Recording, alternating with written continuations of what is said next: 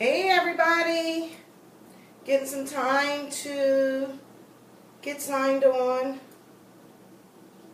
trying to make a little bit of something today for those of you that are working on being empty nesters. It's sometimes difficult to transition to cooking for just two people, so I thought I would make something simple for you guys so that you know how this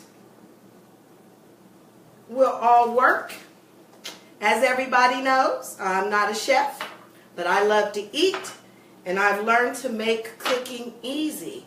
So I hope to help you guys today with a recipe that I've used and something that'll be great for, I'm trying to get signed on so that I can see you guys too. So give me a minute. My husband's not here. He planned me. He knows I'm not electronically inclined, and I'm doing this all by myself.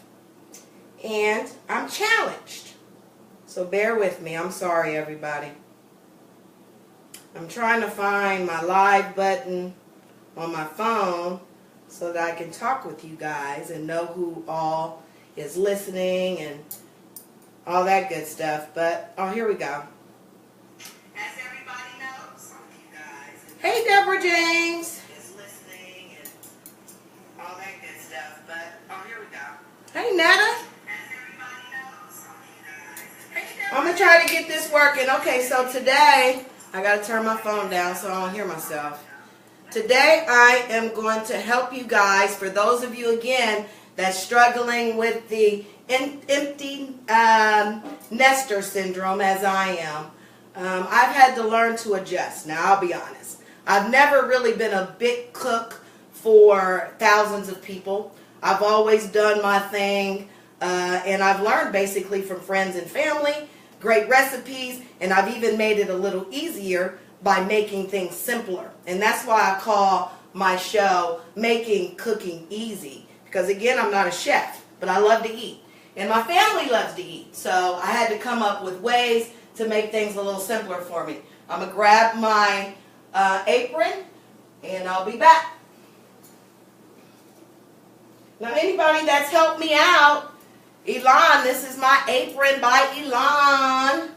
She makes custom aprons, so if you are a girl who likes to be a little sexy in the kitchen, I would highly recommend you guys. Hey, Marla. Good to see you, cutie. Cuzzo, Karen. So today we are going to make Parmesan chicken. Now, as you all know, we have been probably making this for years and years and years, but I put a little twist on it, and I made it so that it's a little simpler than the old traditional way that we're used to. So, those of you who may not know how to make fried chicken, I hope y'all know how to make fried chicken. Raise your hand if you don't know how to make fried chicken. If you don't know how to make fried chicken, again, I'm trying to make cooking easy. So I'm not going to take for granted that everybody knows how to make everything. So for those of you that know how to make fried chicken, you might want to come back in a few seconds.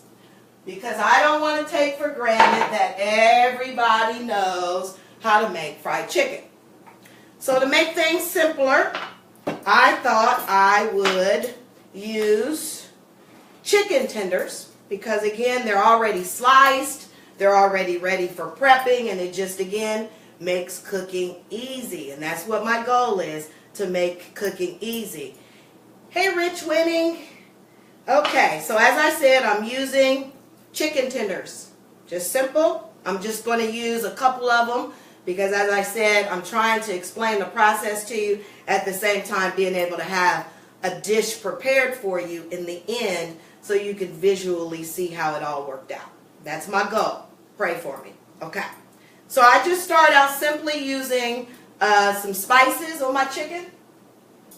Some of the spices that I use are as simple as paprika, Lawson Seasons. Now, I'm personal about my brands, and I love using all of these. Hey, Ken. Hey, Adrian. So I love using things like Lori's seasoned salt. Probably pronouncing that incorrectly, but your girl don't always know how to pronounce things. That's another thing, okay? So don't be holding me hostage. I am not a chef, but I love to eat. And I'm going to help those who love to eat, may not know what to do to make cooking easier. Because sometimes you watch these shows, again, if we're being honest, and it's just too complicated. I've got a few minutes, but I want to eat good. So that's what I'm here to help you out with. I use garlic salt on my chicken. I use sea salt as well as black pepper. You put all of these seasonings on your fried chicken. And you just sprinkle enough to where, I like to use enough paprika where the chicken gets red. Hey, Sean! It's my big brother right there. He didn't know he was training me up to do what I do 20 years ago when he was my supervisor. Okay. So here we go. We're going to add some flour. For those of you, some people use egg prior to it. But for this recipe, I would suggest keeping the chicken a little more soft instead of crunchy. And the egg adds to me a little crunch. So I'm going to dip it into the flour.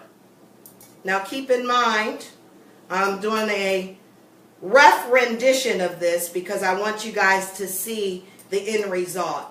So I'm going to act as if I didn't complete it, but it is completed. And then I'm going to walk you through the process. Is that my Uncle Albert? I love Uncle Albert. He's my favorite. He always supports me. Always supports me. He sends me encouraging messages every day. Keeps me focused on God. I just love him.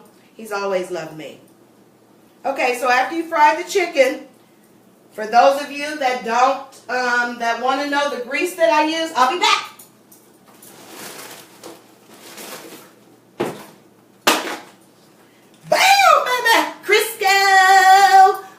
Anything else for my fried chicken. So for those of you that use other oils, have at it. I don't. Crisco keeps it crispy, keeps me excited, and I just love it. Is that Terry Harris? Hey Terry. It's my buddy. Okay, so here we go. I'm going to fry up a little chicken.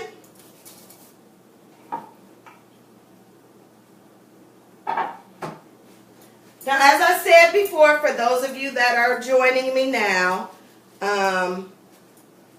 we're making chicken parmesan, and we're trying to make food easy. We want to continue the traditions of what Grandma tried to do for us, but we ain't got a lot of time for that, right?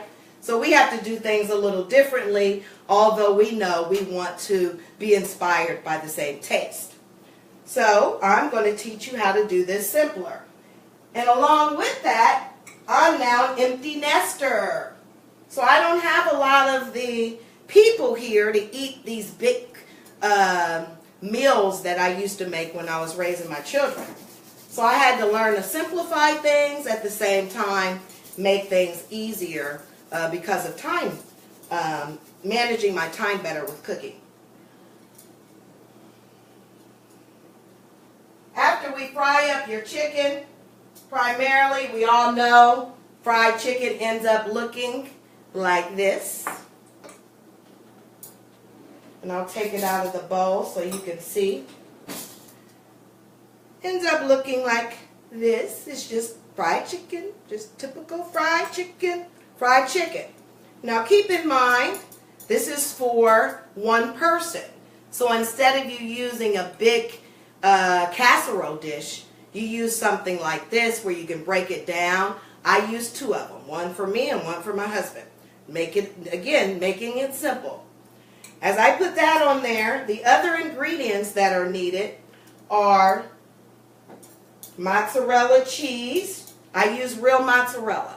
I put it in slices, cut it in slices, and you just apply it to the top of your chicken. Hey, Dana. Ken, we're going to eat in about as soon as I'm finished, because you know this bad boy's finished, and you know on TV where they act like they doing everything, and then in the end they go to the oven, and then they go in the oven and they act like, oh, we'll say hi, it's all done. That's what we're going to do today. So try to act like this was just you coming back and it's getting finished. You use peanut oil instead of Crisco, Dana? Now I use peanut oil for my fish because it seems to me to brown really quickly, and I'm a little funny when it comes to the outside being done a little faster, but for fish it works fine. Now what I do is I cover it all up. Again, this is cooking made easy. I'm not a chef, but I'm going to teach you guys who struggle with making great foods quick and easier. Put a little salt and pepper on top of the cheese so that it melts along with the cheese. That's one thing that people don't do. Then you get that bland taste. You put a little salt and pepper. I put a little basil just to add a little flavor in there. I use basil paste. I'm not a big fan. I use the natural basil, but I'll just be honest, I just didn't pick it up. So, again, that's what I like about Facebook, because I can be myself. That's all I am. I don't need to practice being anything else. So, you know, sometimes I may say something inappropriate. It's never intended to hurt anybody's feelings, because my job is to help encourage people. Okay, so now we're going with the spaghetti sauce. I use Prego. It's one of my go-to sauces only because it's not only that I like it, it seems like it takes away some of the manufactured taste. And I'll put salt and pepper in it, as well as a little seasoned salt, a little garlic, and then I'll add a little basil as well to, again, add a little flavor and take away from that taste. Now, what is it that you guys use to take away from that manufactured taste? I think it may be preservative. Hey, Denise. That's the sister circle right there. It's my sissy. She's always so encouraging. Always has been. We love Denise for that. Thank you, Denise. Okay, so next we're going to just start putting, you know what? I'm just going to put most of it and just pour it on, because it's going to bake. And how you want it to bake is juicy. You don't want it to be dry at the bottom. So all of this sauce will sit at the bottom and will bake at the bottom. And then what I like to do, so I love the cheese of it all, is I add more mozzarella shredded cheese. Hey, Angela, you brown your, ooh.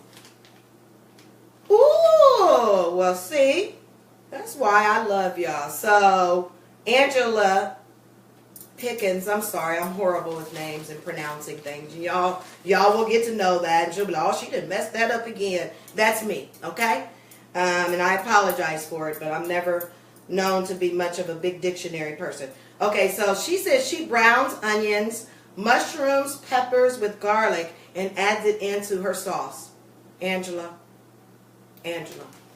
We said we making cooking easy. How many? Okay, maybe I can buy it all together and saute it. Can you buy all that stuff in the bag together, Angela? Help me out. Help me out. You look to be a cook. And then Teresa gonna say she uses a lot of garlic and basil from her garden.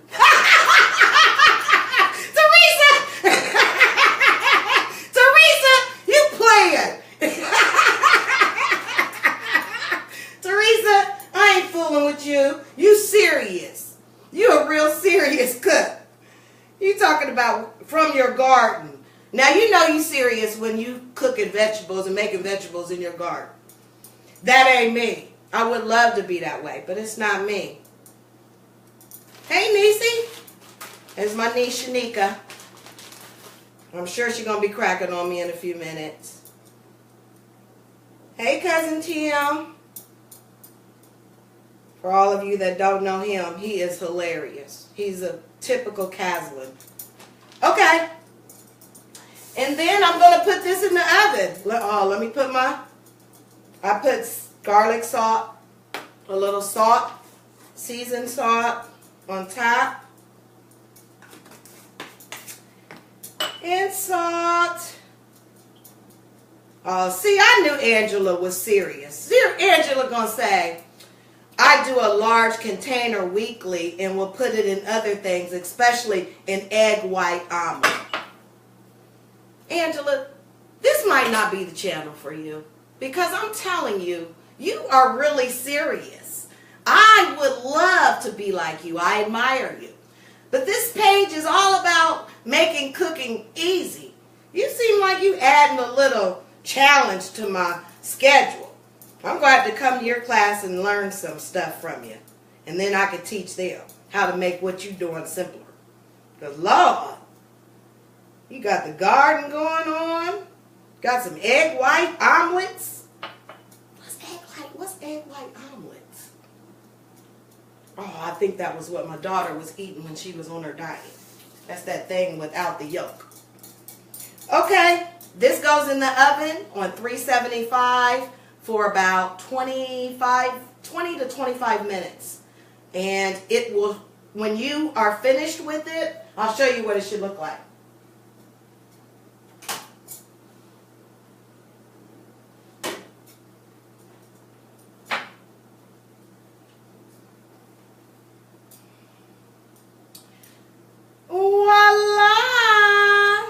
Now I can't keep it up that far because the juice will start dripping.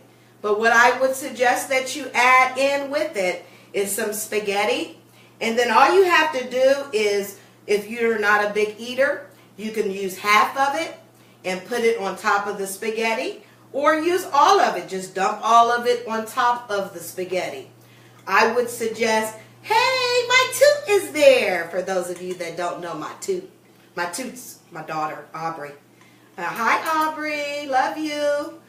I am going to finish up with, I would top it with spaghetti. Because, again, that's a complete meal, made easy. But I would also add maybe a salad or some broccoli. You can always add broccoli and cheese. But all I'm trying to do with this weekly podcast will make something in the kitchen every Sunday. Because I want to, again, teach you guys how to make cooking easy. It doesn't have to be anything complicated. But at the same time, you do have to spend a little time and you do have to have a little recipe for it to taste great. Because that's really my goal. Is how to make food taste great, but at the same time make it a little easier.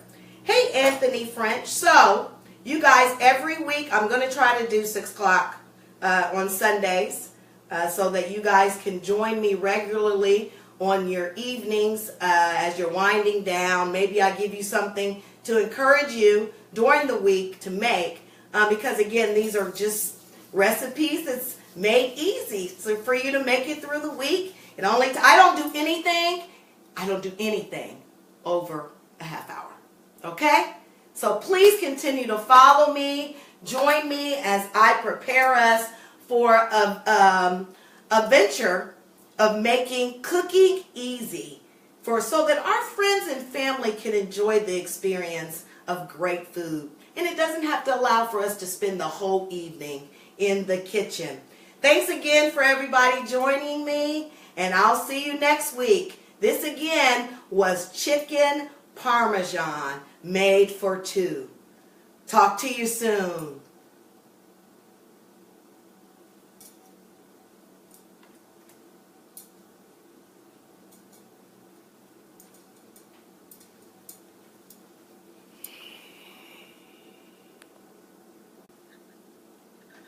I thought I stopped.